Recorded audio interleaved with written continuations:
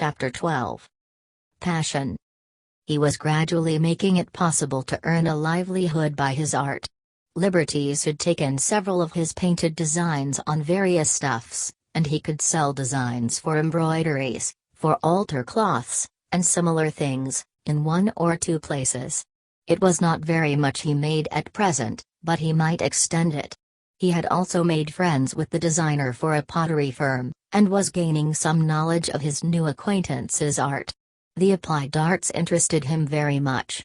At the same time he labored slowly at his pictures.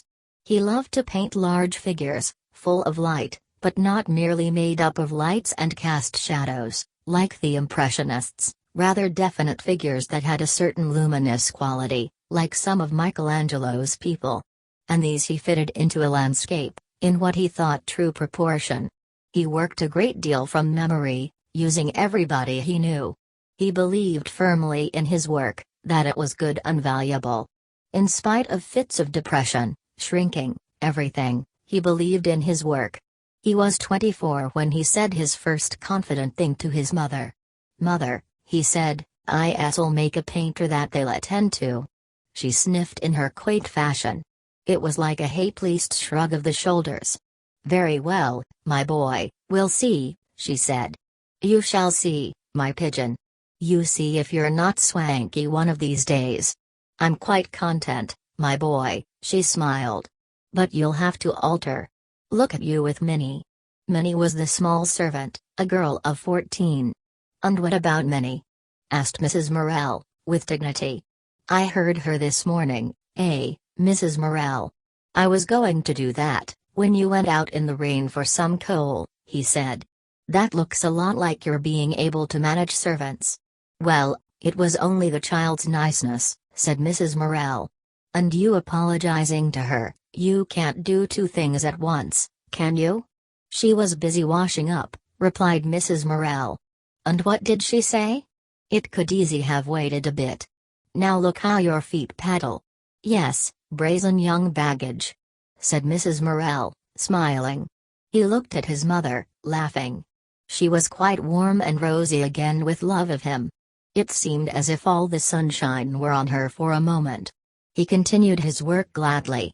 She seemed so well when she was happy that he forgot her gray hair. And that year she went with him to the Isle of Wight for a holiday. It was too exciting for them both, and too beautiful. Mrs. Morel was full of joy and wonder. But he would have her walk with him more than she was able. She had a bad fainting bout. So gray her face was, so blue her mouth. It was agony to him. He felt as if someone were pushing a knife in his chest. Then she was better again, and he forgot. But the anxiety remained inside him, like a wound that did not close. After leaving Miriam he went almost straight to Clara. On the Monday following the day of the rupture he went down to the workroom. She looked up at him and smiled. They had grown very intimate unawares. She saw a new brightness about him. "Well, Queen of Sheba?" he said, laughing. "But why?" she asked. "I think it suits you. You've got a new frock on." She flushed, asking, "And what of it?" "Suits you, awfully. I could design you a dress." "How would it be?" He stood in front of her, his eyes glittering as he expounded. He kept her eyes fixed with his. Then suddenly he took hold of her. She half started back. He drew the stuff of her blouse tighter, smoothed it over her breast. "More so," he explained. But they were both of them flaming with blushes, and immediately he ran away. He had touched her. His whole body was quivering with the sensation. There was already a sort of secret understanding between them. The next evening he went to the cinematograph with her for a few minutes before train time. As they sat, he saw her hand lying near him. For some moments he dared not touch it. The pictures danced and dithered. Then he took her hand in his. It was large and firm, it filled his grasp. He held it fast. She neither moved nor made any sign. When they came out his train was due. He hesitated. "Good night," she said. He darted away across the road. The next day he came again, talking to her. She was rather superior with him. "Shall we go a walk on Monday?" he asked. She turned her face aside. "Shall you tell Miriam?" She replied sarcastically. "I have broken off with her," he said. "When?" "Last Sunday." "You quarreled?" "No. I had made up my mind. I told her quite definitely I should consider myself free." Clara did not answer, and he returned to his work. She was so quiet and so superb. On the Saturday evening he asked her to come and drink coffee with him in a restaurant, meeting him after work was over. She came, looking very reserved and very distant. He had 3/4 of an hour to train time. "We will walk a little while," he said. She agreed, and they went past the castle into the park. He was afraid of her. She walked moodily at his side, with a kind of resentful, reluctant, angry walk. He was afraid to take her hand. "Which way shall we go?" he asked as they walked in darkness. "I don't mind." "Then we'll go up the steps." He suddenly turned round. They had passed the park steps. She stood still in resentment at his suddenly abandoning her. He looked for her. She stood aloof. He caught her suddenly in his arms, held her strained for a moment, kissed her. Then he let her go. "Come along," he said, penitent. She followed him. He took her hand and kissed her fingertips. They went in silence. When they came to the light, he let go her hand. Neither spoke till they reached the station. Then they looked each other in the eyes. "Good night," she said. And he went for his train. His body acted mechanically. People talked to him. He heard faint echoes answering them. He was in a delirium. He felt that he would go mad if Monday did not come at once. On Monday he would see her again. All himself was pitched there, ahead. Sunday intervened. He could not bear it. He could not see her till Monday. And Sunday intervened, our after hour of tension. He wanted to beat his head against the door of the carriage. But he sat still. He drank some whiskey on the way home, but it only made it worse. His mother must not be upset, that was all. He dissembled, and got quickly to bed. There he sat, dressed, with his chin on his knees, staring out of the window at the far hill, with its few lights. He neither thought nor slept, but sat perfectly still, staring. And when at last he was so cold that he came to himself, he found his watch had stopped at 2:30. It was after 3 o'clock.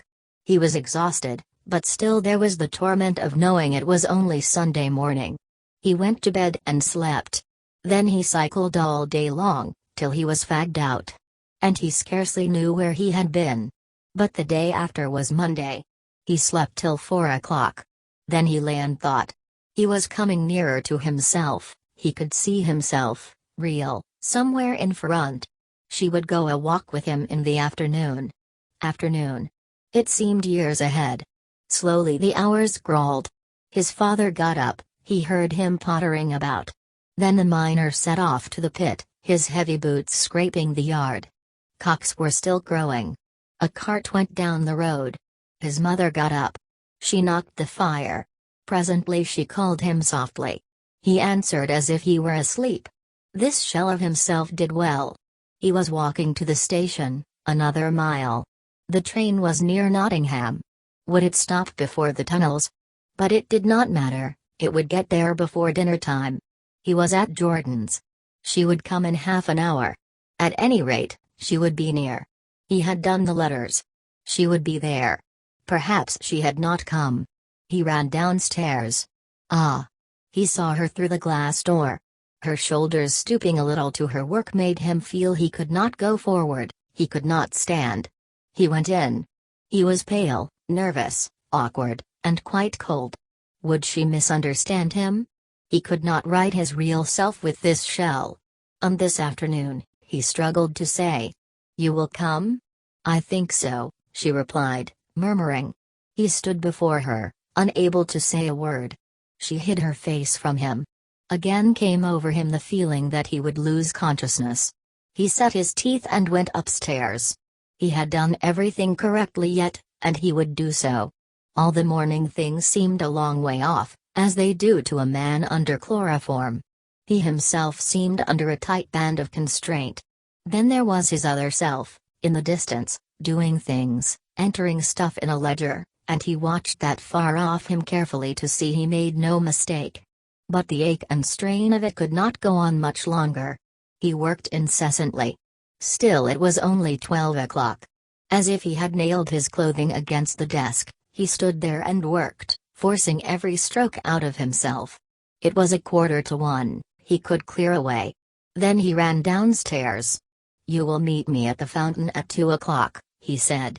"I can't be there till 1:30. "Yes," he said. She saw his dark, mad eyes. "I will try at 1:15. And he had to be content. He went and got some dinner. All the time he was still under chloroform, and every minute was stretched out indefinitely. He walked miles of streets. Then he thought he would be late at the meeting place. He was at the fountain at 2:05. The torture of the next quarter of an hour was refined beyond expression. It was the anguish of combining the living self with the shell. Then he saw her. She came. And he was there. "You are late," he said. "Only 5 minutes," she answered. "I'd never have done it to you," he laughed. She was in a dark blue costume. He looked at her beautiful figure. "You want some flowers," he said, going to the nearest florist's.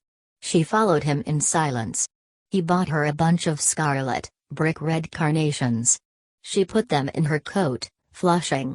"That's a fine color," he said. "I'd rather have had something softer," she said. He laughed. "Do you feel like a blot of vermilion walking down the street?" he said. She hung her head, afraid of the people they met. He looked sideways at her as they walked. There was a wonderful close down on her face near the ear that he wanted to touch. And a certain heaviness, the heaviness of a very full ear of corn that dips slightly in the wind, that there was about her, made his brain spin. He seemed to be spinning down the street, everything going round. As they sat in the tram-car, she leaned her heavy shoulder against him, and he took her hand. He felt himself coming round from the anesthetic, beginning to breathe. Her ear, half hidden among her blonde hair, was near to him. The temptation to kiss it was almost too great. But there were other people on top of the car. It still remained to him to kiss it. After all, he was not himself, he was some attribute of hers, like the sunshine that fell on her. He looked quickly away. It had been raining. The big bluff of the castle rock was streaked with rain, as it reared above the flat of the town. They crossed the wide, black space of the Midland Railway, and passed the cattle enclosure that stood out white. Then they ran down sordid Wilford Road. She rocked slightly to the tram's motion, and as she leaned against him, rocked upon him. He was a vigorous, slender man, with exhaustless energy. His face was rough, with rough-hewn features, like the common people's, but his eyes under the deep brows were so full of life that they fascinated her. They seemed to dance, and yet they were still trembling on the finest balance of laughter. His mouth the same was just going to spring into a laugh of triumph, yet did not. There was a sharp suspense about him. She bit her lip moodily. His hand was hard clenched over hers. They paid their 2 halfpennies at the turnstile and crossed the bridge. The Trent was very full. It swept silent and insidious under the bridge, traveling in a soft body. There had been a great deal of rain. On the river levels were flat gleams of flood water. The sky was grey, with glisten of silver here and there. In Wilford churchyard the dahlias were sodden with rain, wet black crimson balls. No one was on the path that went along the green river meadow, along the elm tree colonnade. There was the faintest haze over the silvery dark water and the green meadow bank, and the elm trees that were spangled with gold. The river slid by in a body, utterly silent and swift, intertwining among itself like some subtle, complex creature. Clara walked moodily beside him. "Why," she asked at length, in rather a jarring tone, "did you leave Miriam?" He frowned. "Because I wanted to leave her," he said. "Why?" "Because I didn't want to go on with her. And I didn't want to marry." She was silent for a moment. They picked their way down the muddy path. Drops of water fell from the elm trees. "You didn't want to marry Miriam, or you didn't want to marry at all?" she asked. "Both," he answered, Both. They had to maneuver to get to the stile, because of the pools of water. And what did she say? Clara asked. Miriam. She said I was a baby of 4, and that I always had battled her off. Clara pondered over this for a time. But you have really been going with her for some time? She asked. Yes. And now you don't want any more of her? No. I know it's no good. She pondered again. Don't you think you've treated her rather badly? She asked. Yes, I ought to have dropped it years back. But it would have been no good going on. 2 wrongs don't make a right. How old are you? Clara asked. 25. And I am 30, she said. I know you are. I shall be 31, or am I 31? I neither know nor care. What does it matter? They were at the entrance to the grove. The wet, red track, already sticky with fallen leaves, went up the steep bank between the grass. On either side stood the elm trees like pillars along a great aisle, arching over and making high up a roof from which the dead leaves fell. All was empty and silent and wet. She stood on top of the stile, and he held both her hands. Laughing, she looked down into his eyes. Then she leaped. Her breast came against his, he held her, and covered her face with kisses. They went on up the slippery, steep red path. Presently she released his hand and put it round her waist. You press the vein in my arm, holding it so tightly, she said. They walked along. His fingertips felt the rocking of her breast. All was silent and deserted. On the left the red wet plowland showed through the doorways between the elm boles and their branches. On the right, looking down, they could see the treetops of elms growing far beneath them, hear occasionally the gurgle of the river. Sometimes there below they caught glimpses of the full, soft sliding Trent, and of water meadows dotted with small cattle. It has scarcely altered since little Kirkwhite used to come, he said. But he was watching her throat below the ear, where the flush was fusing into the honey white, and her mouth that pouted disconsolate. She stirred against him as she walked, and his body was like a taut string. Halfway up the big colonnade of elms, where the grove rose highest above the river, their forward movement faltered to an end. He led her across to the grass, under the trees at the edge of the path. The cliff of red earth sloped swiftly down, through trees and bushes, to the river that glimmered and was dark between the foliage. The far below water meadows were very green. He and she stood leaning against one another, silent, afraid, their bodies touching all along. There came a quick gurgle from the river below. Why, he asked at length, did you hate Baxter Dawes? She turned to him with a splendid movement. Her mouth was offered him, and her throat, her eyes were half shut, her breast was tilted as if it asked for him. He flashed with a small laugh, shut his eyes, and met her in a long, whole kiss. Her mouth fused with his, their bodies were sealed and annealed. It was some minutes before they withdrew. They were standing beside the public path. Will you go down to the river? He asked. She looked at him, leaving herself in his hands. He went over the brim of the declivity and began to climb down. It is slippery, he said. Never mind, she replied. The red clay went down almost sheer. He slid, went from one tuft of grass to the next, hanging on to the bushes, making for a little platform at the foot of a tree. There he waited for her, laughing with excitement. Her shoes were clogged with red earth. It was hard for her. He frowned. At last he caught her hand, and she stood beside him. The cliff rose above them and fell away below. Her color was up, her eyes flashed. He looked at the big drop below them.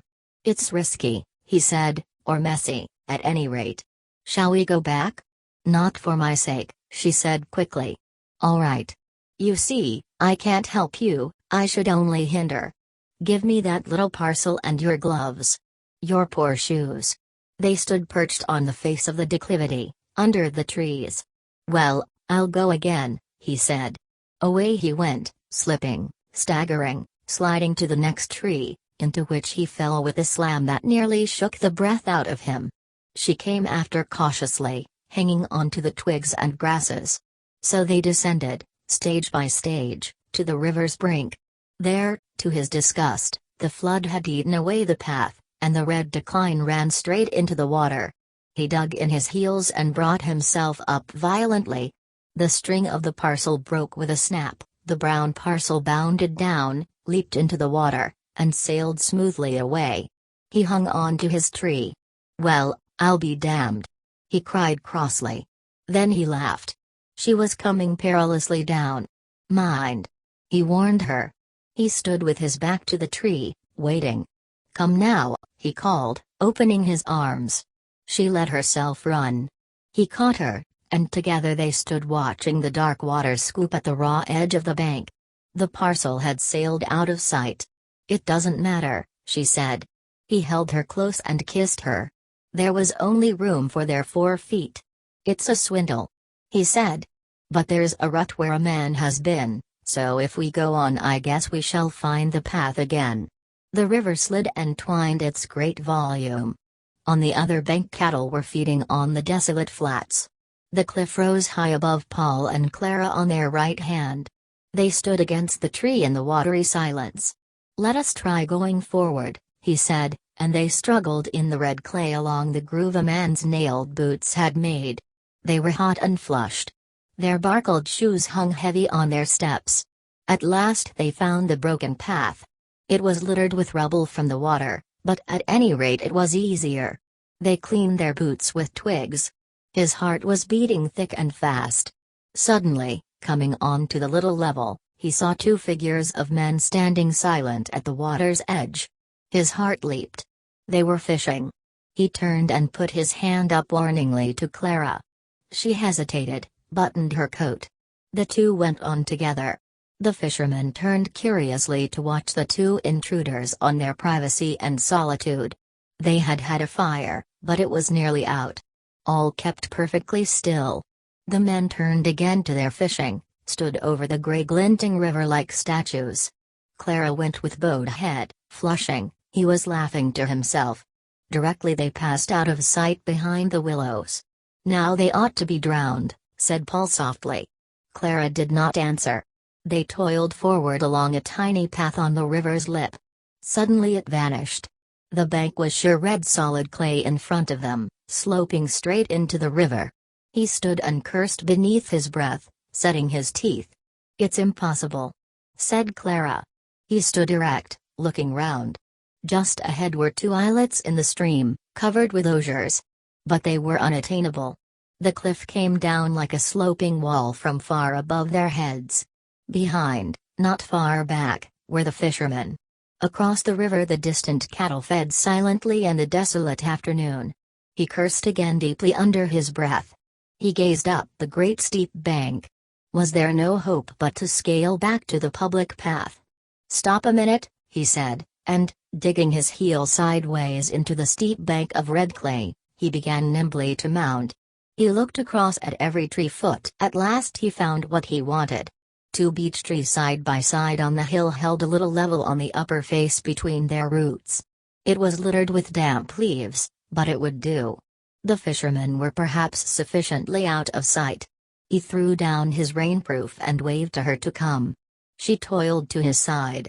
Arriving there, she looked at him heavily, dumbly, and laid her head on his shoulder. He held her fast as he looked round. They were safe enough from all but the small, lonely cows over the river. He sunk his mouth on her throat, where he felt her heavy pulse beat under his lips. Everything was perfectly still. There was nothing in the afternoon but themselves. When she arose, he, looking on the ground all the time, saw suddenly sprinkled on the black wet beetroots many scarlet carnation petals, like splashed drops of blood, and red, small splashes fell from her bosom, streaming down her dress to her feet.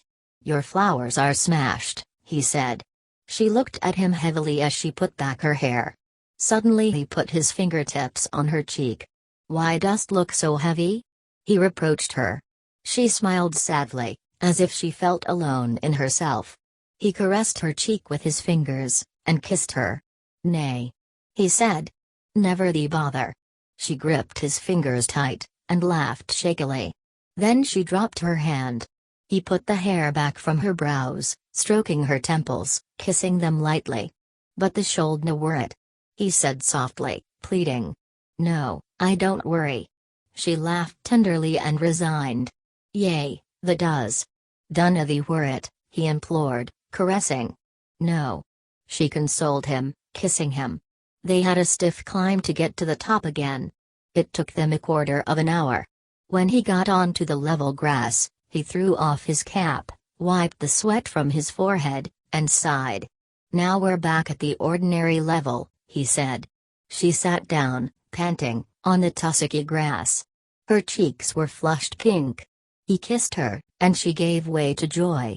And now I'll clean thy boots and make thee fit for respectable folk, he said. He kneeled at her feet, worked away with a stick and tufts of grass.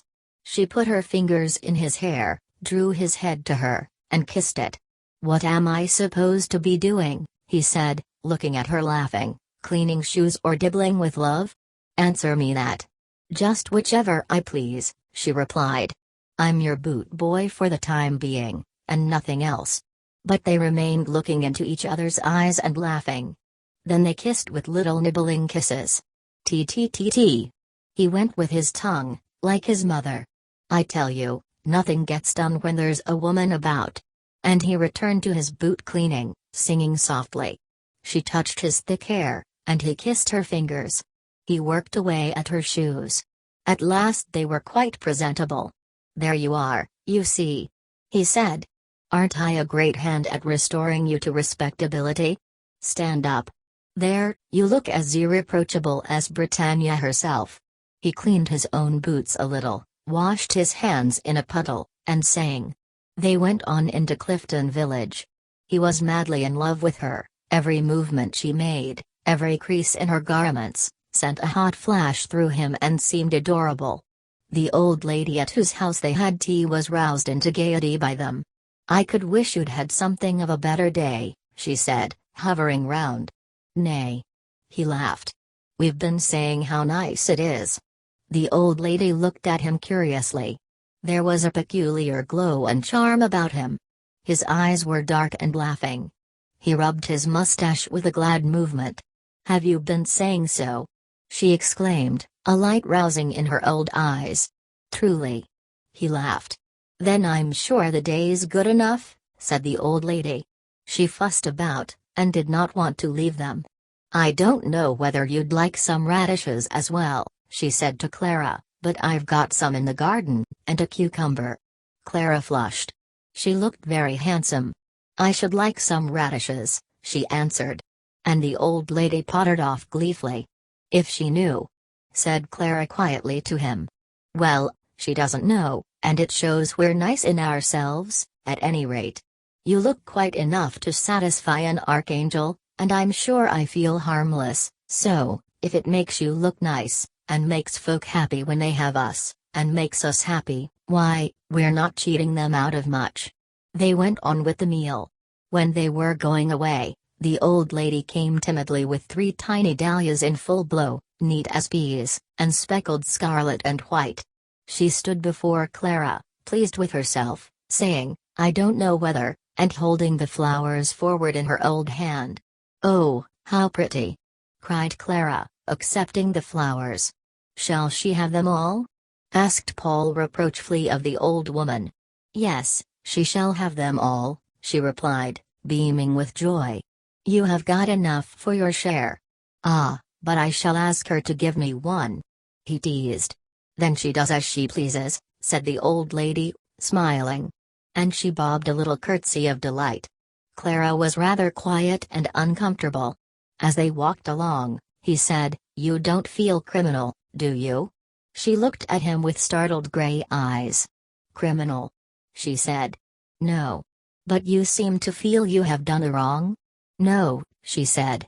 I only think, if they knew. If they knew, they'd cease to understand. As it is, they do understand, and they like it. What do they matter? Here, with only the trees and me, you don't feel not the least bit wrong, do you? He took her by the arm, held her facing him, holding her eyes with his. Something fretted him. Not sinners, are we? He said, with an uneasy little frown. "No," she replied. He kissed her, laughing. "You like your little bit of guiltiness, I believe," he said. "I believe Eve enjoyed it, when she went cowering out of paradise." But there was a certain glow and quietness about her that made him glad. When he was alone in the railway carriage, he found himself tumultuously happy, and the people exceedingly nice, and the night lovely, and everything good. Mrs. Morel was sitting reading when he got home. Her health was not good now, and there had come that ivory pallor into her face which he never noticed, and which afterwards he never forgot. She did not mention her own ill health to him. After all, she thought, it was not much. "You are late," she said, looking at him. His eyes were shining, his face seemed to glow. He smiled to her. "Yes, I've been down Clifton Grove with Clara." His mother looked at him again. "But won't people talk?" she said.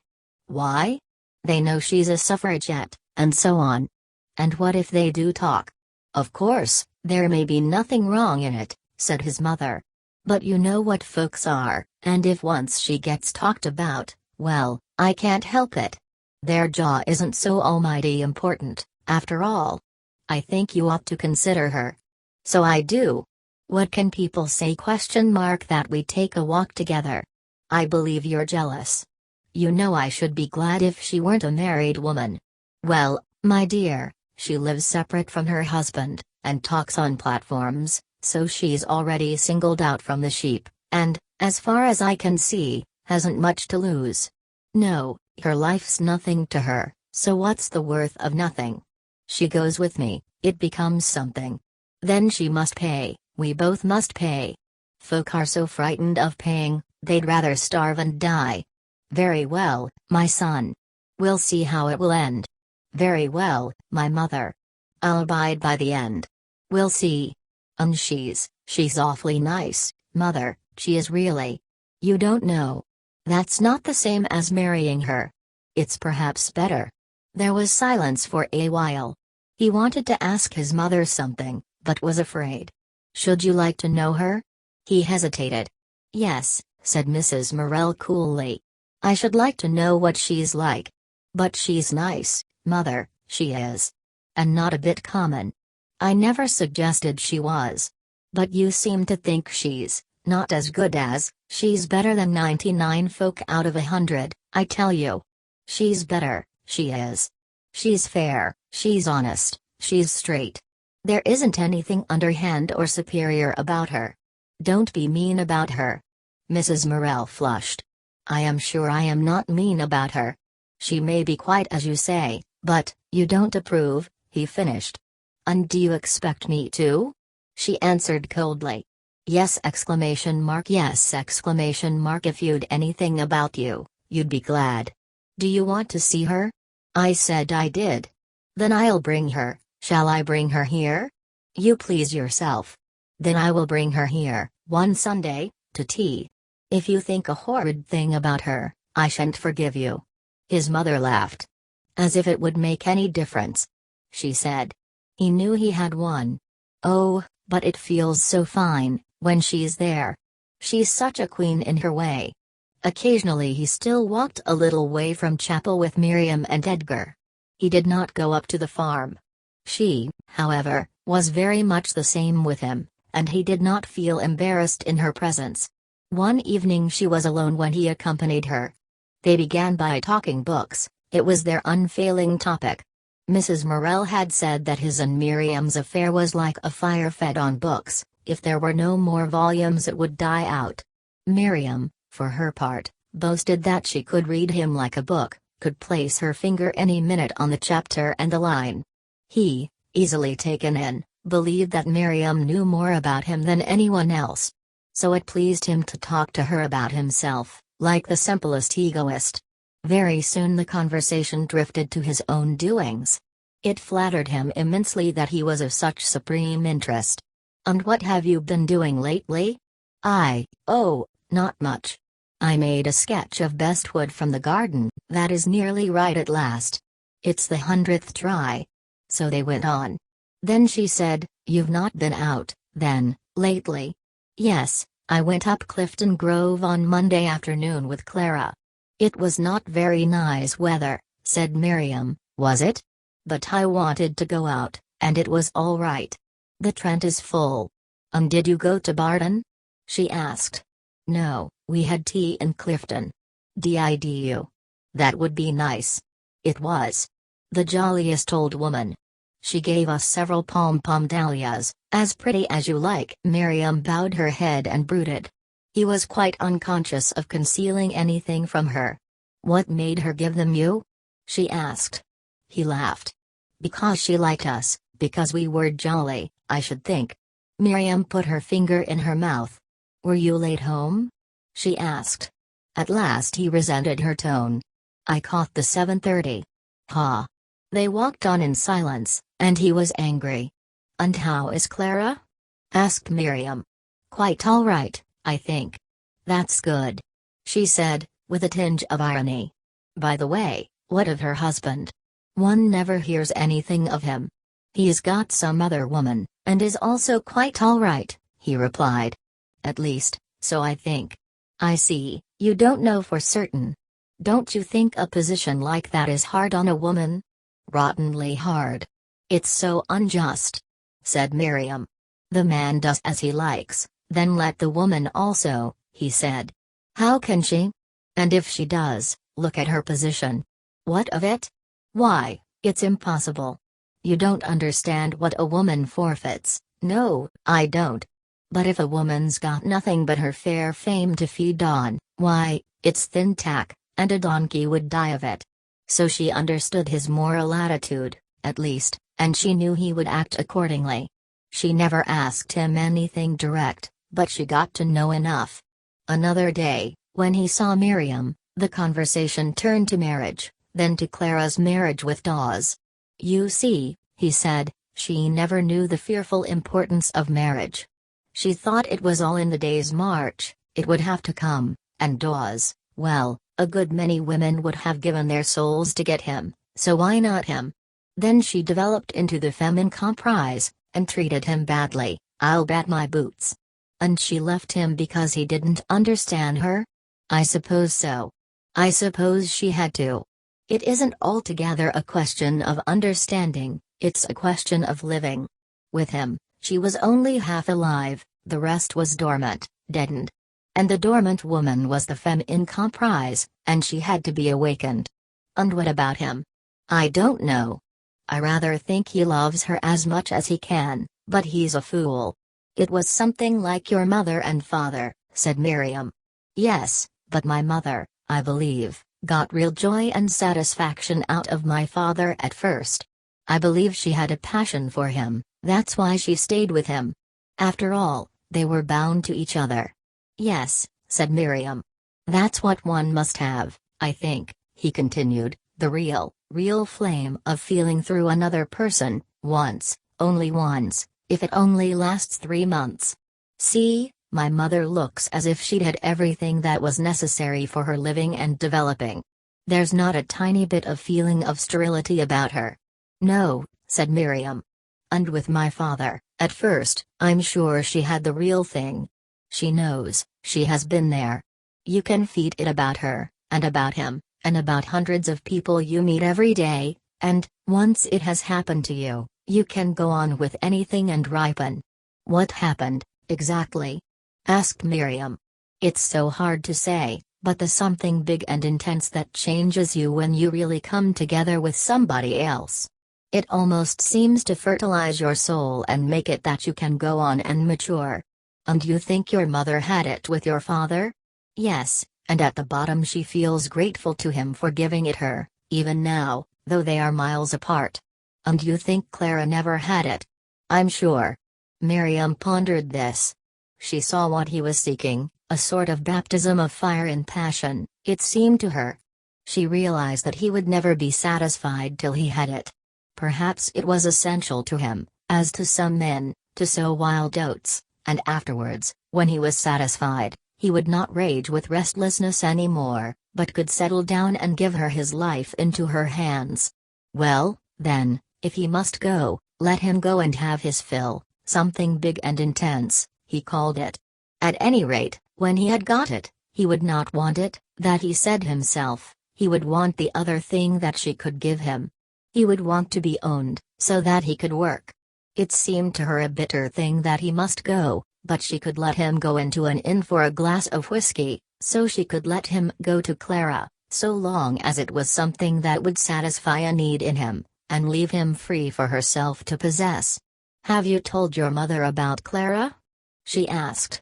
She knew this would be a test of the seriousness of his feeling for the other woman. She knew he was going to Clara for something vital, not as a man goes for pleasure to a prostitute, if he told his mother. "Yes," he said, "and she is coming to tea on Sunday." "To your house?" "Yes, I want Mater to see her." "Ah." There was a silence. Things had gone quicker than she thought. She felt a sudden bitterness that he could leave her so soon and so entirely. And was Clara to be accepted by his people, who had been so hostile to herself? "I may call in as I go to chapel," she said. "It is a long time since I saw Clara." "Very well," he said, astonished, and unconsciously angry. On the Sunday afternoon he went to Keston to meet Clara at the station. As he stood on the platform he was trying to examine in himself if he had a premonition. "Do I feel as if she'd come?" he said to himself, and he tried to find out. His heart felt queer and contracted. That seemed like foreboding. Then he had a foreboding she would not come. Then she would not come, and instead of taking her over the fields home, as he had imagined, he would have to go alone. The train was late, the afternoon would be wasted, and the evening. He hated her for not coming. Why had she promised, then, if she could not keep her promise? Perhaps she had missed her train. He himself was always missing trains, but that was no reason why she should miss this particular one. He was angry with her, he was furious. Suddenly he saw the train crawling, sneaking round the corner. Here, then, was the train, but of course she had not come.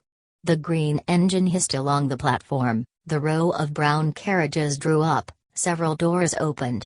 No, she had not come. No. Yes, there she was. She had a big black hat on. He was at her side in a moment. "I thought you weren't coming," he said. She was laughing rather breathlessly as she put out her hand to him. Their eyes met. He took her quickly along the platform, talking at a great rate to hide his feeling.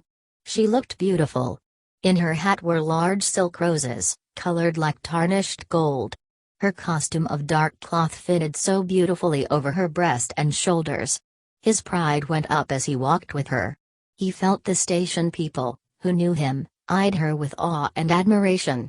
"I was sure you weren't coming," he laughed shakily. She laughed in answer, almost with a little cry. "And I wondered, when I was in the train, whatever I should do if you weren't there," she said. He caught her hand impulsively, and they went along the narrow Twitchell. They took the road into Nuttall and over the Reckoning House farm. It was a blue, mild day.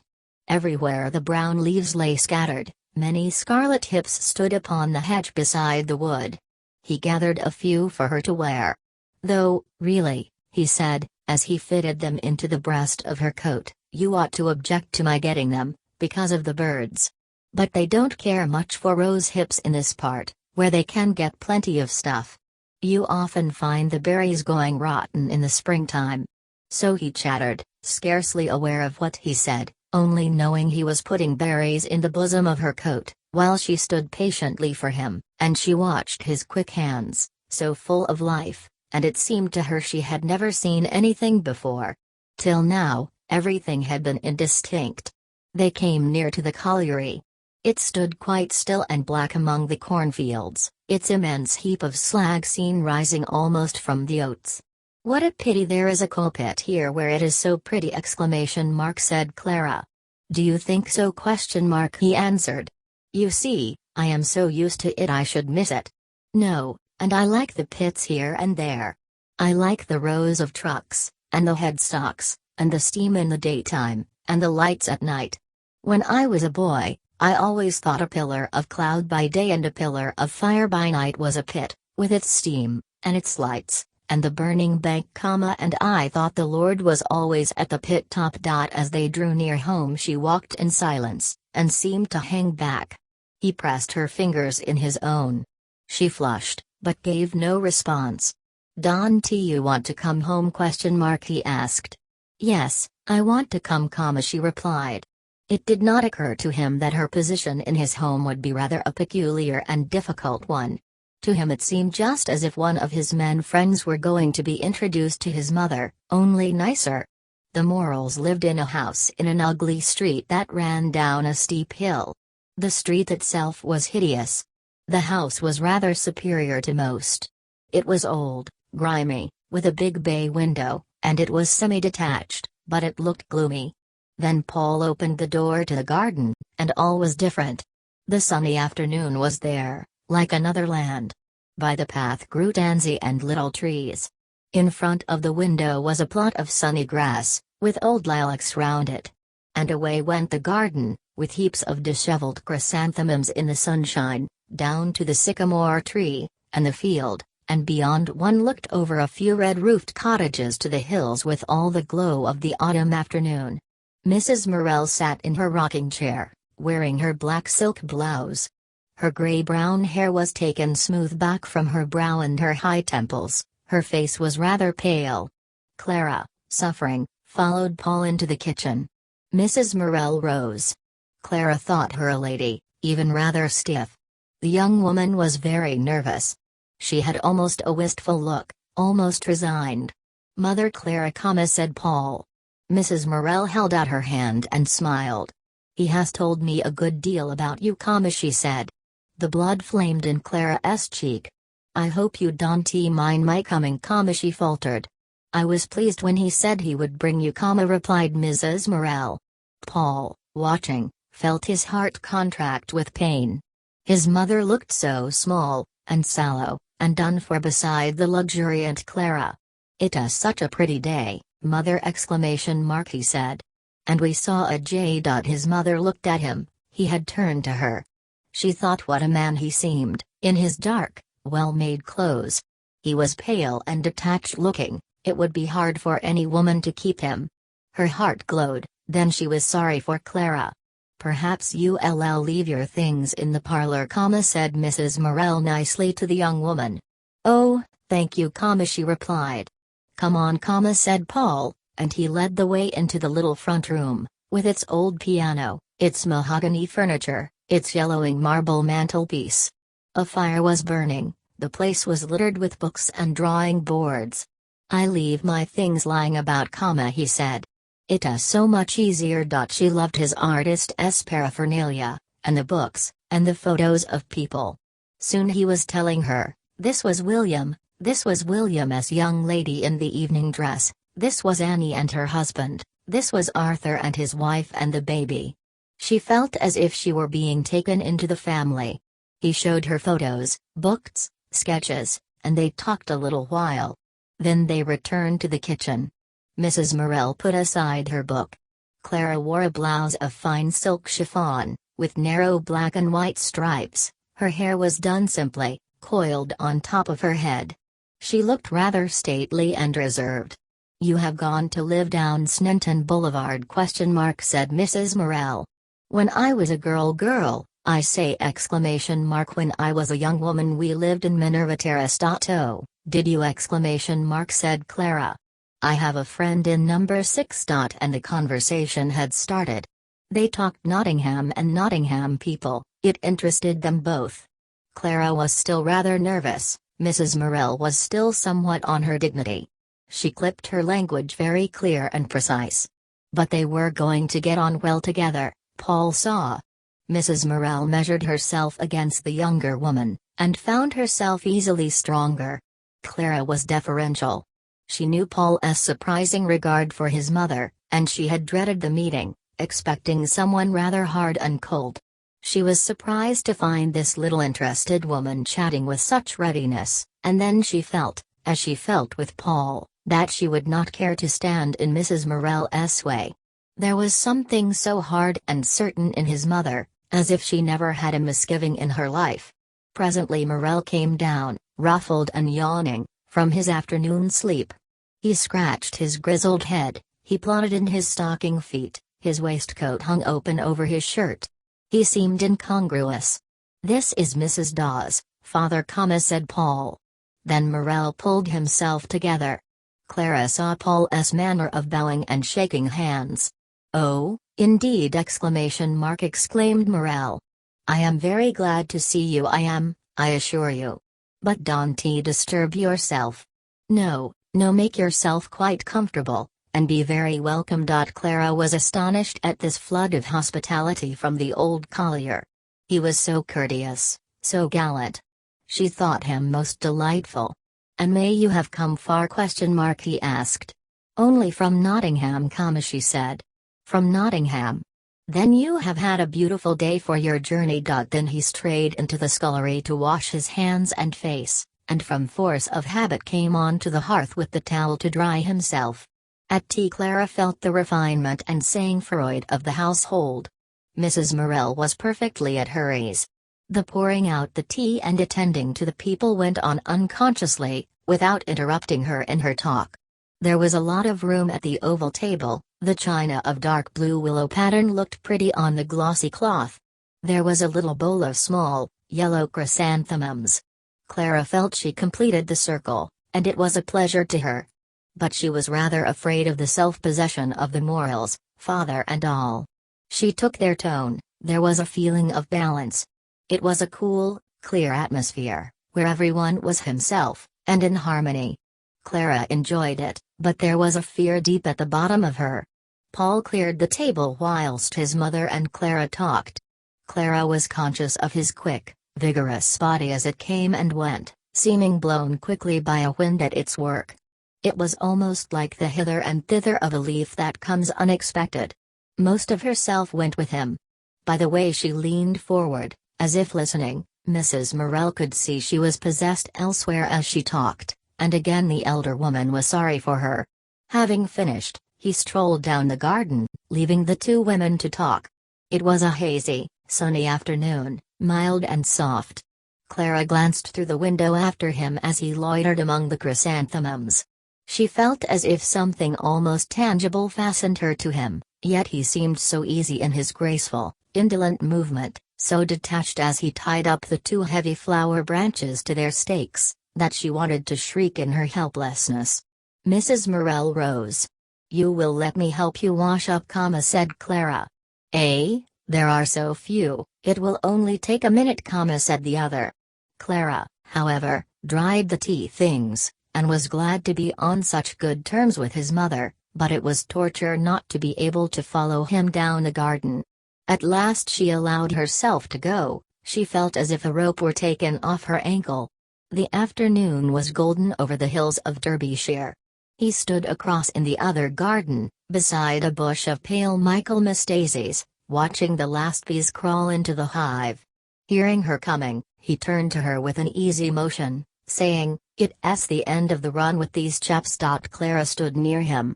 Over the low red wall in front was the country and the far-off hills, all golden dim. At that moment Miriam was entering through the garden door. She saw Clara go up to him, saw him turn, and saw them come to rest together.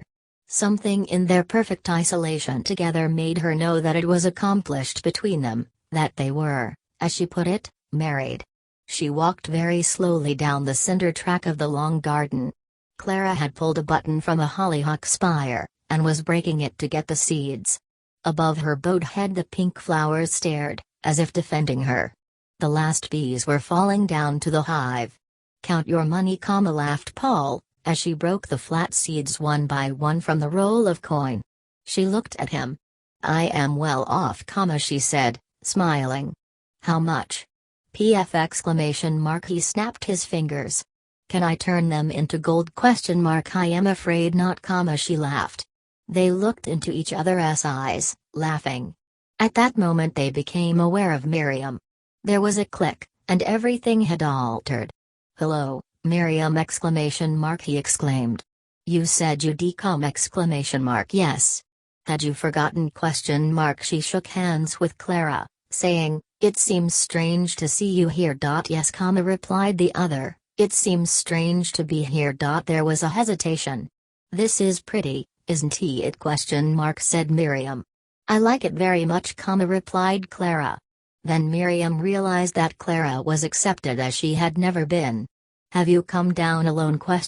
Asked Paul. Yes, I went to Agatha's to tea. We are going to chapel. I only called in for a moment to see Clara. You should have come in here to tea, he said. Miriam laughed shortly, and Clara turned impatiently aside. Do you like the chrysanthemums? He asked. Yes, they are very fine, replied Miriam. Which sort do you like best? He asked. I don't know. The bronze, I think. I don't think you've seen all the sorts. Come and look. Come and see which are your favorites, Clara. He led the two women back to his own garden, where the tousled bushes of flowers of all colors stood raggedly along the path down to the field. The situation did not embarrass him, to his knowledge. Look, Miriam, these are the white ones that came from your garden. They aren't so fine here, are they? No, said Miriam. But they are dear. You're so sheltered, things grow big and tender, and then die. These little yellow ones I like. Will you have some? While they were out there, the bells began to ring in the church, sounding loud across the town and the field. Miriam looked at the tower, proud among the clustering roofs, and remembered the sketches he had brought her. It had been different then, but he had not left her even yet. She asked him for a book to read. He ran indoors. What is that, Miriam? Asked his mother coldly. Yes, she said she'd call and see Clara. You told her, then? Came the sarcastic answer. Yes, why shouldn't I? There's certainly no reason why you shouldn't, said Mrs. Morel, and she returned to her book. He winced from his mother's irony, frowned irritably, thinking, why can't I do as I like? You've not seen Mrs. Morel before? Miriam was saying to Clara. No, but she's so nice! Yes, said Miriam, dropping her head. In some ways she's very fine. I should think so. Had Paul told you much about her? He had talked a good deal. Ha! There was silence until he returned with the book. When will you want it back? Miriam asked. When you like, he answered. Clara turned to go indoors, whilst he accompanied Miriam to the gate. When will you come up to Willie Farm? The latter asked. I couldn't say, replied Clara. Mother asked me to say she'd be pleased to see you any time, if you cared to come. Thank you, I should like to, but I can't say when. Oh, very well! Exclaimed Miriam rather bitterly, turning away. She went down the path with her mouth to the flowers he had given her. You're sure you want to come in? He said. No, thanks. We are going to chapel. I shall see you, then! Miriam was very bitter. Yes. They parted. He felt guilty towards her. She was bitter, and she scorned him. He still belonged to herself, she believed, yet he could have Clara, take her home, sit with her next his mother in chapel, give her the same hymn book he had given herself years before. She heard him running quickly indoors. But he did not go straight in. Halting on the plot of grass, he heard his mother's voice, then Clara's answer. What I hate is the bloodhound quality in Miriam. Yes, said his mother quickly. Yes, doesn't it make you hate her, now? His heart went hot, and he was angry with them for talking about the girl. What right had they to say that? Something in the speech itself stung him into a flame of hate against Miriam. Then his own heart rebelled furiously at Clara's taking the liberty of speaking so about Miriam. After all, the girl was the better woman of the two, he thought, if it came to goodness. He went indoors. His mother looked excited. She was beating with her hand rhythmically on the sofa arm, as women do who are wearing out. He could never bear to see the movement. There was a silence, then he began to talk. In chapel Miriam saw him find the place in the hymn book for Clara, in exactly the same way as he used for herself. And during the sermon he could see the girl across the chapel, her hat throwing a dark shadow over her face. What did she think? seeing Clara with him. He did not stop to consider. He felt himself cruel towards Miriam.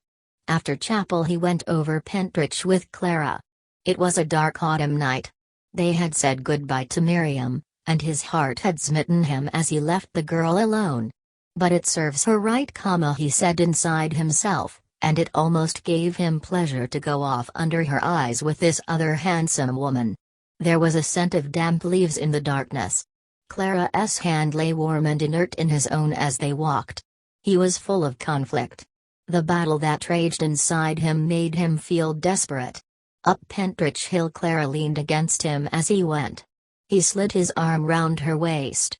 Feeling the strong motion of her body under his arm as she walked, the tightness in his chest because of Miriam relaxed, and the hot blood bathed him. He held her closer and closer. Then, "You still keep on with Miriam, she said quietly. "Only talk." "There never was a great deal more than talk between us, he said bitterly. "Your mother doesn't care for her, said Clara. "No, or I might have married her. But it's all up really!" Suddenly his voice went passionate with hate. "If I was with her now, we should be jawing about the Christian mystery, or some such tack. Thank God, I am not!" They walked on in silence for some time.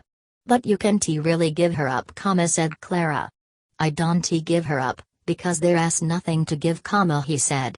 "There is for her. I don't know why she and I shouldn't be friends as long as we live, he said. "But it'll only be friends." Clara drew away from him, leaning away from contact with him. "What are you drawing away for?" he asked. She did not answer, but drew farther from him. "Why do you want to walk alone?"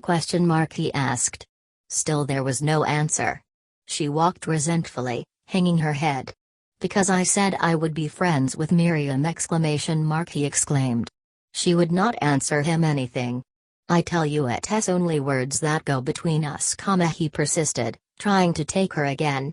She resisted. Suddenly he strode across in front of her, barring her way. "Damn it!" he said. "What do you want now?" "You'd better run after Miriam!" mocked Clara. The blood flamed up in him. He stood showing his teeth. She drooped sulkily. The lane was dark, quite lonely. He suddenly caught her in his arms, stretched forward, and put his mouth on her face in a kiss of rage. She turned frantically to avoid him. He held her fast. Hard and relentless his mouth came for her.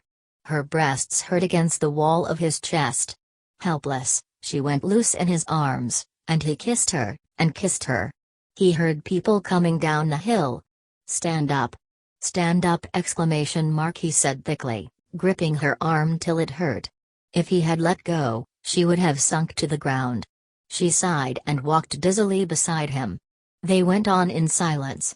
"We will go over the fields," he said, and then she woke up. But she let herself be helped over the stile, and she walked in silence with him over the first dark field. It was the way to Nottingham and to the station, she knew. He seemed to be looking about. They came out on a bare hilltop where stood the dark figure of the ruined windmill. There he halted. They stood together high up in the darkness, looking at the lights scattered on the night before them, handfuls of glittering points, villages lying high and low on the dark, here and there. "Like treading among the stars," he said, with a quacky laugh. Then he took her in his arms, and held her fast. She moved aside her mouth to ask, dogged and low, "What time is it?" "It doesn't matter," he pleaded thickly. "Yes it does, yes. I must go!" "It's early yet," he said. "What time is it?" she insisted. All round lay the black night, speckled and spangled with lights. "I don't know." She put her hand on his chest, feeling for his watch. He felt the joints fuse into fire. She groped in his waistcoat pocket, while he stood panting. In the darkness she could see the round, pale face of the watch, but not the figures. She stooped over it. He was panting till he could take her in his arms again. "I can't see," she said. "Then don't bother." "Yes, I am going!" she said, turning away. "Wait. ILL look exclamation mark, but he could not see. ILL strike a match. He secretly hoped it was too late to catch the train. She saw the glowing lantern of his hands as he cradled the light, then his face lit up, his eyes fixed on the watch. Instantly all was dark again. All was black before her eyes, only a glowing match was red near her feet. Where was he? What is it? She asked, afraid. You can do it, his voice answered out of the darkness. There was a pause. She felt in his power. She had heard the ring in his voice. It frightened her. What time is it? She asked, quiet, definite, hopeless. 9:02, he replied, telling the truth with a struggle. And can I get from here to the station in 14 minutes? No. At any rate, she could distinguish his dark form again a yard or so away. She wanted to escape. But can't I do it? She pleaded. If you hurry, he said brusquely. But you could easily walk it, Clara, it's only 7 miles to the tram. I'll come with you. No, I want to catch the train. But why? I want to catch the train. Suddenly his voice altered. Very well, he said, dry and hard. Come along, then. And he plunged ahead into the darkness. She ran after him, wanting to cry. Now he was hard and cruel to her. She ran over the rough, dark fields behind him, out of breath, ready to drop. But the double row of lights at the station drew nearer. Suddenly, there she is! He cried, breaking into a run. There was a faint rattling noise. Away to the right the train, like a luminous caterpillar, was threading across the night. The rattling ceased. She's over the viaduct. You'll just do it. Clara ran, quite out of breath, and fell at last into the train. The whistle blew. He was gone. Gone! And she was in a carriage full of people. She felt the cruelty of it. He turned round and plunged home. Before he knew where he was in the kitchen at home. He was very pale. His eyes were dark and dangerous looking, as if he were drunk. His mother looked at him. Well, I must say your boots are in a nice state! She said. He looked at his feet. Then he took off his overcoat. His mother wondered if he were drunk. She caught the train then? She said. Yes. I hope her feet weren't so filthy. Where on earth you dragged her? I don't know! He was silent and motionless for some time. Did you like her? He asked grudgingly at last. Yes, I liked her. But you'll tire of her, my son, you know you will. He did not answer. She noticed how he labored in his breathing. Have you been running? She asked. We had to run for the train. You'll go and knock yourself up. You'd better drink hot milk. It was as good a stimulant as he could have, but he refused and went to bed. There he lay face down on the counterpane, and shed tears of rage and pain. There was a physical pain that made him bite his lips till they bled, and the chaos inside him left him unable to think, almost to feel. This is how she serves me, is it? He said in his heart, over and over, pressing his face in the quilt. And he hated her. Again he went over the scene, and again he hated her. The next day there was a new aloofness about him. Clara was very gentle, almost loving. But he treated her distantly, with a touch of contempt. She sighed, continuing to be gentle. He came round. One evening of that week Sarah Bernhardt was at the Theatre Royal in Nottingham, giving Laude aux Camélias. Paul wanted to see this old unfamous actress, and he asked Clara to accompany him. He told his mother to leave the key in the window for him. Shall I book seats? He asked of Clara. Yes. And put on an evening suit, will you? I've never seen you in it. But, good Lord, Clara. Think of me in evening suit at the theater! He remonstrated. Would you rather not? She asked. I will if you want me to, but I'll feel a fool. She laughed at him. Then feel a fool for my sake, once, one tu? The request made his blood flush up. I suppose I'll have to. What are you taking a suitcase for? His mother asked. He blushed furiously. Clara asked me, he said. "And what seats are you going in?" Circle 3 and 6 each! "Well, I am sure!" exclaimed his mother sarcastically. "It's only once in the bluest of blue moons," he said. He dressed at Jordan's, put on an overcoat and a cap, and met Clara in a cafe. She was with one of her suffragette friends. She wore an old long coat, which did not suit her, and had a little wrap over her head, which he hated. The three went to the theater together. Clara took off her coat on the stairs, and he discovered she was in a sort of semi-evening dress, that left her arms and neck and part of her breast bare. Her hair was done fashionably. The dress, a simple thing of green crepe, suited her. She looked quite grand, he thought. He could see her figure inside the frock, as if that were wrapped closely round her. The firmness and the softness of her upright body could almost be felt as he looked at her. He clenched his fists. And he was to sit all the evening beside her beautiful knocked arm, watching the strong throat rise from the strong chest, watching the breasts under the green stuff, the curve of her limbs in the tight dress. Something in him hated her again for submitting him to this torture of nearness.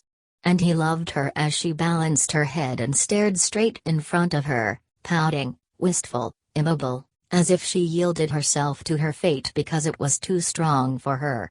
She could not help herself, she was in the grip of something bigger than herself. A kind of eternal look about her, as if she were a wistful sphinx, made it necessary for him to kiss her. He dropped his program, and crouched down on the floor to get it, so that he could kiss her hand and wrist. Her beauty was a torture to him. She sat immobile. Only, when the lights went down, she sank a little against him, and he caressed her hand and arm with his fingers. He could smell her faint perfume. All the time his blood kept sweeping up in great white-hot waves that killed his consciousness momentarily. The drama continued.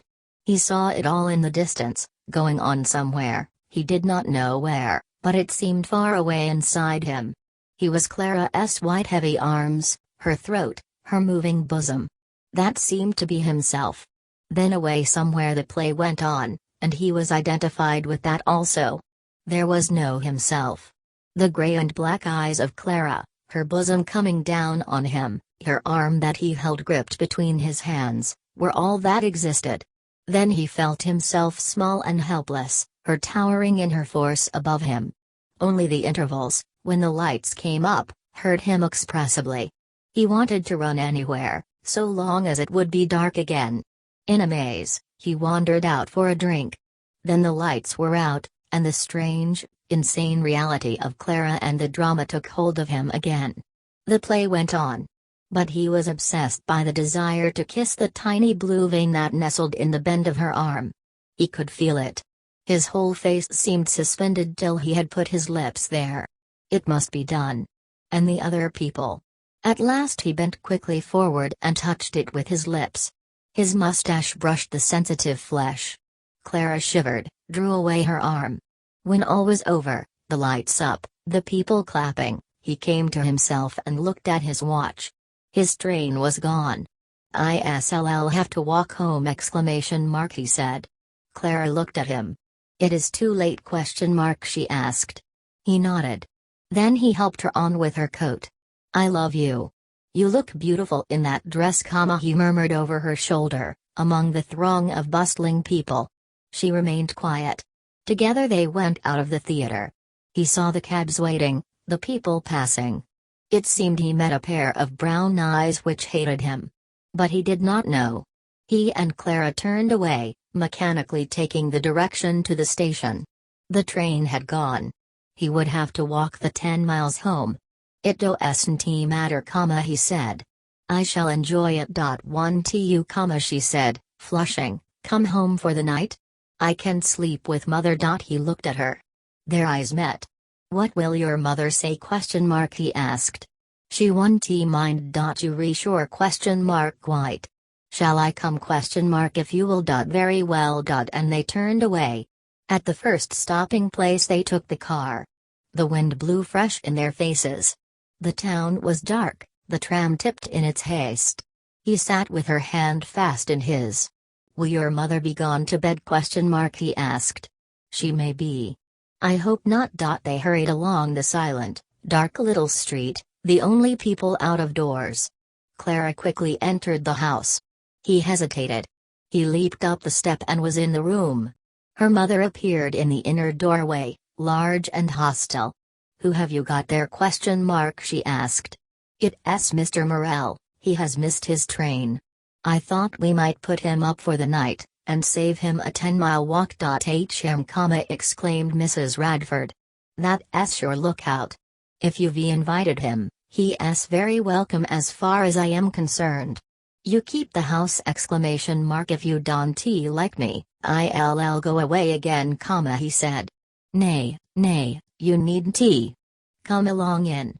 I dunno what you'll think of the supper I'd got her. It was a little dish of chipped potatoes and a piece of bacon. The table was roughly laid for one. "You can have some more bacon," continued Mrs. Radford. "More chips you can't have. It's a shame to bother you," he said. "Oh, don't you be apologetic. It doesn't do me. You treated her to the theater, didn't you?" There was a sarcasm in the last question. "Well?" laughed Paul uncomfortably. "Well, and what's an inch of bacon? Take your coat off." The big, straight-standing woman was trying to estimate the situation. She moved about the cupboard. Clara took his coat. The room was very warm and cozy in the lamplight. "My sirs!" exclaimed Mrs. Radford, "but you two as a pair of bright beauties, I must say. What has all that get up for?" "I believe we don't know," he said, feeling a victim. "There isn't room in this house for two such bobby dazzlers, if you fly your kites that high!" She rallied them. It was a nasty thrust. He in his dinner jacket, and Clara in her green dress and bare arms, were confused. They felt they must shelter each other in that little kitchen. "And look at that blossom!" continued Mrs. Radford, pointing to Clara. "What does she reckon she did it for?" Paul looked at Clara. She was rosy, her neck was warm with blushes. There was a moment of silence. "You like to see it, don't you?" he asked. The mother had them in her power. All the time his heart was beating hard, and he was tight with anxiety. But he would fight her. "Me like to see it!" exclaimed the old woman. "What should I like to see her make a fool of herself for?" "I've seen people look bigger fools," he said. Clara was under his protection now. "Oh, eh? And when was that?" came the sarcastic rejoinder. "When they made frights of themselves," he answered. Mrs. Radford, large and threatening, stood suspended on the hearthrug, holding her fork. "They fools either road," she answered at length, turning to the Dutch oven. "No," he said, fighting stoutly. "Folk ought to look as well as they can." "And do you call that looking nice?" cried the mother, pointing a scornful fork at Clara. That looks as if it wasn't properly dressed!" "I believe you jealous that you can't swank as well," he said laughing. "Me? I could have worn evening dress with anybody, if I'd wanted to!" came the scornful answer. "And why didn't you want to?" he asked pertinently. "Or did you wear it?" There was a long pause. Mrs. Radford readjusted the bacon in the Dutch oven. His heart beat fast, for fear he had offended her. "Me!" she exclaimed at last. "No, I didn't. And when I was in service, I knew as soon as one of the maids came out in bare shoulders what sort she was, going to her sixpenny hop!" "Were you too good to go to a sixpenny hop?" he said. Clara sat with bowed head.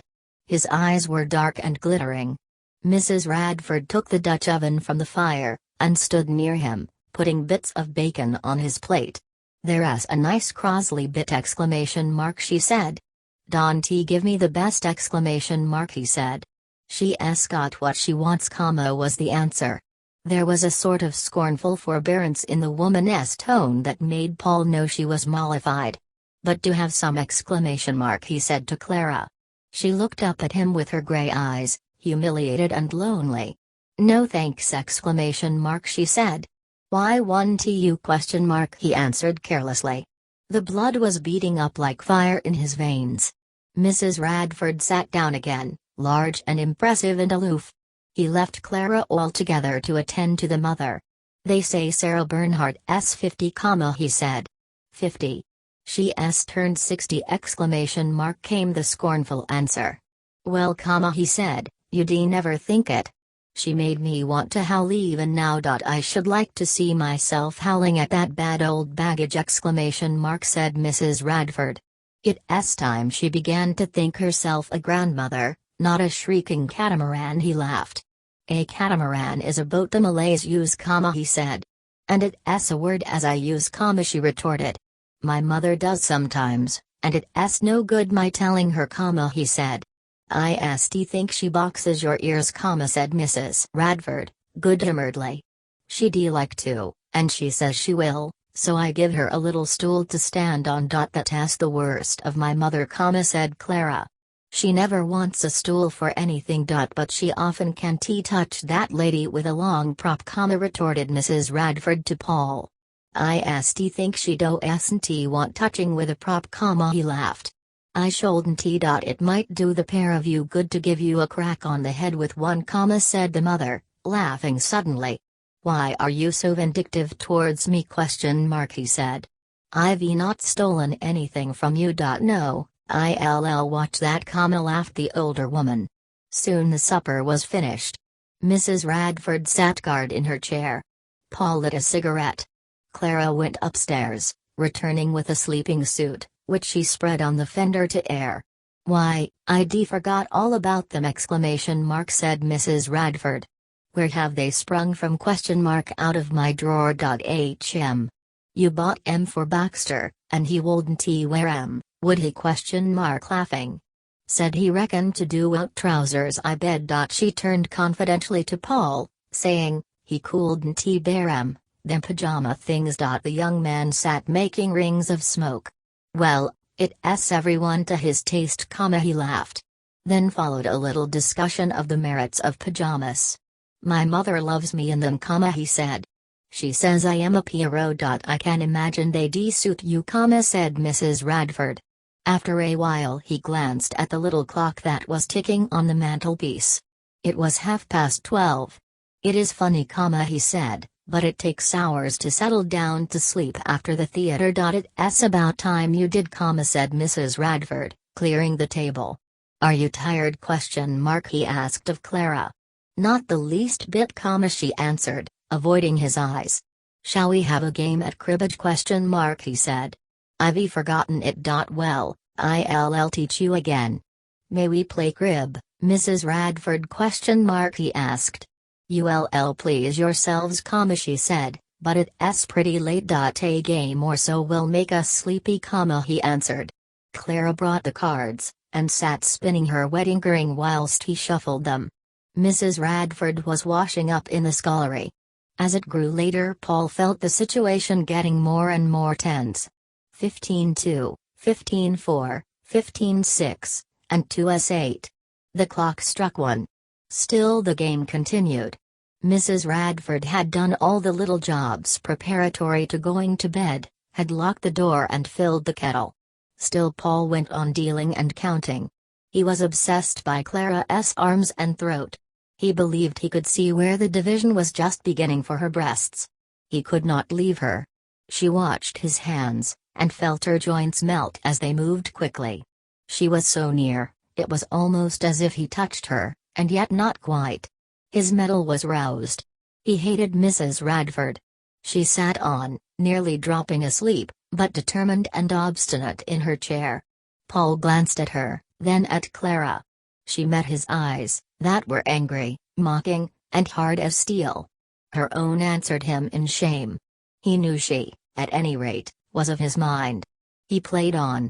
At last Mrs. Radford roused herself stiffly, and said, "Isn't he at nigh on time you two was thinking o' bed?" Paul played on without answering. He hated her sufficiently to murder her. "Half a minute, he said.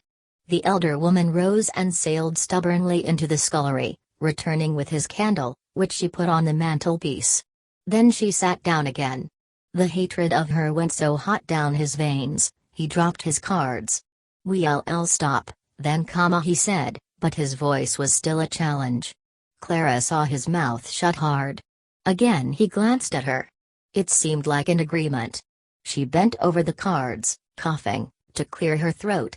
"Well, I am glad you've finished," said Mrs. Radford. "Here, take your things." She thrust the warm suit in his hand. "And this is your candle. Your room's over this, there's only two, so you can't go far wrong. Well, good night. I hope you'll rest well." "I am sure I shall, I always do," he said. "Yes, and so you ought at your age," she replied. He bade good night to Clara, and went. The twisting stairs of white, scrubbed wood creaked and clanged at every step. He went doggedly. The two doors faced each other. He went in his room, pushed the door to, without fastening the latch. It was a small room with a large bed. Some of Clara's hairpins were on the dressing table, her hairbrush. Her clothes and some skirts hung under a cloth in a corner. There was actually a pair of stockings over a chair. He explored the room.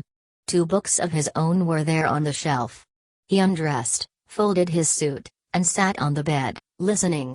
Then he blew out the candle, lay down, and in 2 minutes was almost asleep. Then click! He was wide awake and writhing in torment.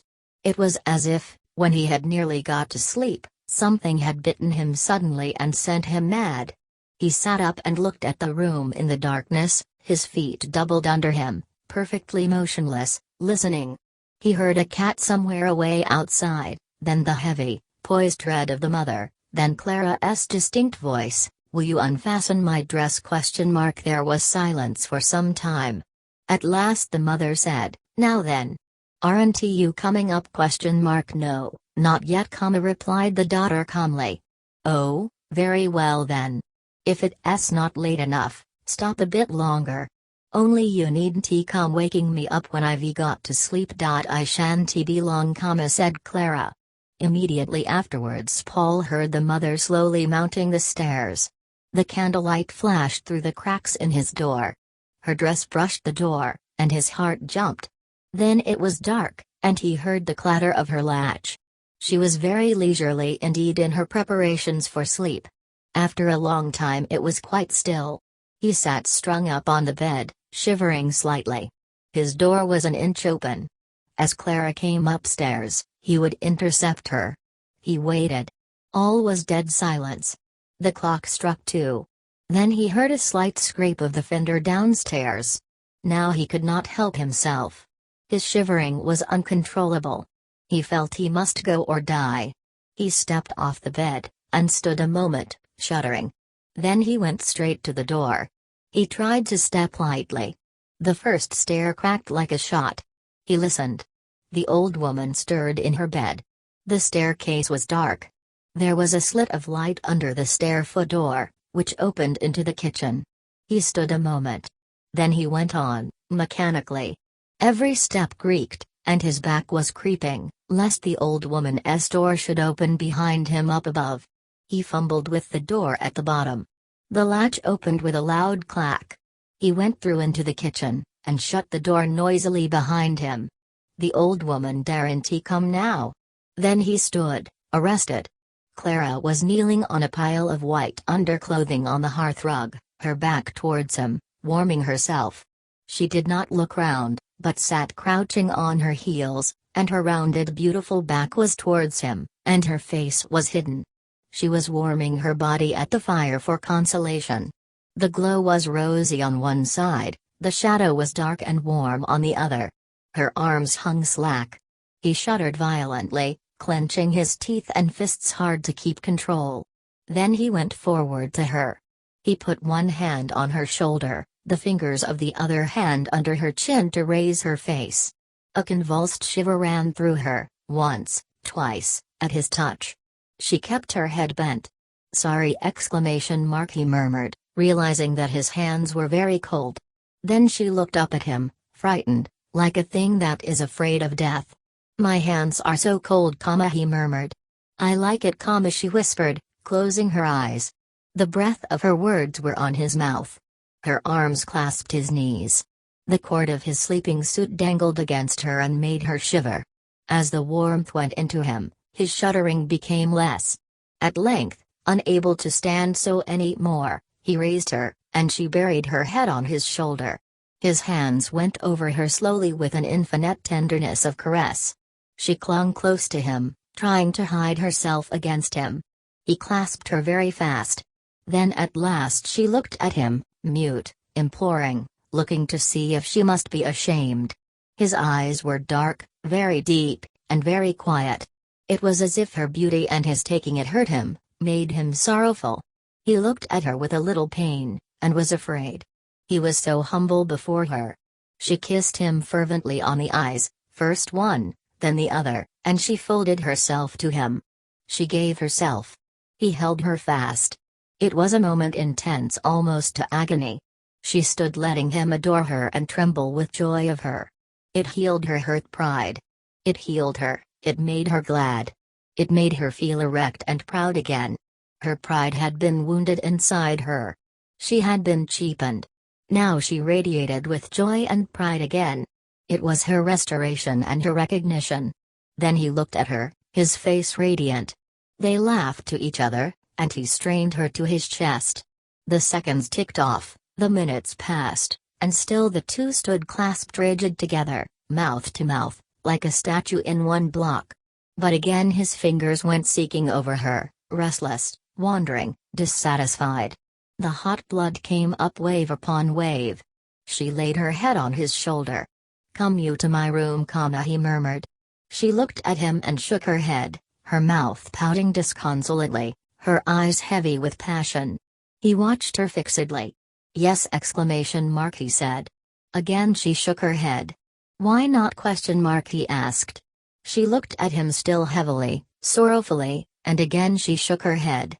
His eyes hardened, and he gave way. When, later on, he was back in bed, he wondered why she had refused to come to him openly, so that her mother would know. At any rate, then things would have been definite.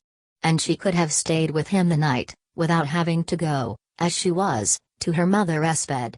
It was strange, and he could not understand it. And then almost immediately he fell asleep. He awoke in the morning with someone speaking to him. Opening his eyes, he saw Mrs. Radford, big and stately, looking down on him. She held a cup of tea in her hand. "Do you think you're going to sleep till doomsday?" she said. He laughed at once. "It ought only to be about 5 o'clock, he said. "Well, she answered, it's 7:30, whether or not." "Here, Ivy brought you a cup of tea." He rubbed his face, pushed the tumbled hair off his forehead, and roused himself. "What's it so late for?" he grumbled. He resented being wakened. It amused her. She saw his neck in the flannel sleeping jacket, as white and round as a girl's. He rubbed his hair crossly. "It's no good you're scratching your head, she said. "It won't make it no earlier. Here, and how long do you think I am going to stand waiting with this here cup?" "Oh, dash the cup!" he said. "You should go to bed earlier, said the woman. He looked up at her, laughing with impudence. "I went to bed before you did, he said. "Yes, my guinea, you did!" she exclaimed. "Fancy, he said, stirring his tea, having tea brought to bed to me. My mother ll think I am ruined for life. Don't she never do it?" asked Mrs. Radford.